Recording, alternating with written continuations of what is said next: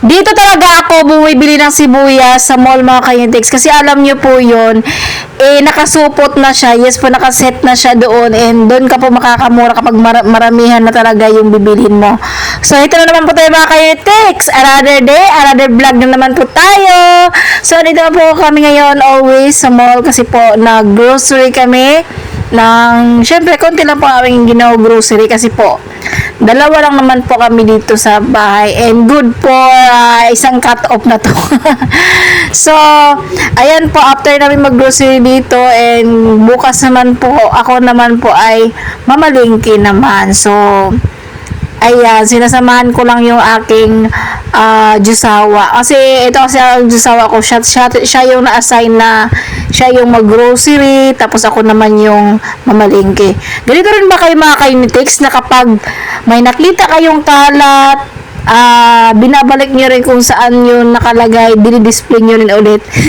Kahit hindi naman ikaw yung nagtatrabaho dito, ganyan talaga ako mga kainitex, nag-aayos talaga ako kahit hindi naman ako yung nagtatrabaho dito. So ayun po mga kainitex, bumili na rin po kami niyan kasi po ang ginagawa ko dito, pinapanglinis ko yan sa CR. Kasi gusto ko sa CR, sobrang puti talaga. Ayan, nakababad yung CR namin. So, habang po mga kainitex, at itong aking gisawa ay namimili, ayan, habang siya po ay nag-grocery pa, ako naman po mga kainitex ay dito, gumagala mag-isa. So, ayan, tingnan nyo naman kung gaano kaganda yung mga Christmas decoration dito sa mall, diba? Sobrang ganda talaga mga kainitex, ayan. Feel na feel ko naman na queen naman ako. So, anyway mga kainitex, tingnan nyo ang aking OOTD. OOTD, ba yan? Hindi na ako marunong magbanggit.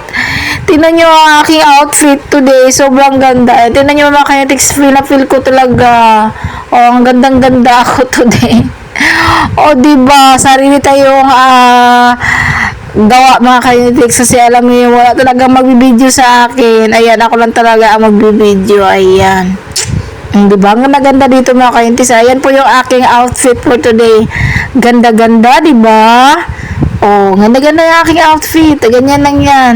Lahat yan, binili ko lang sa TikTok. So, ayan.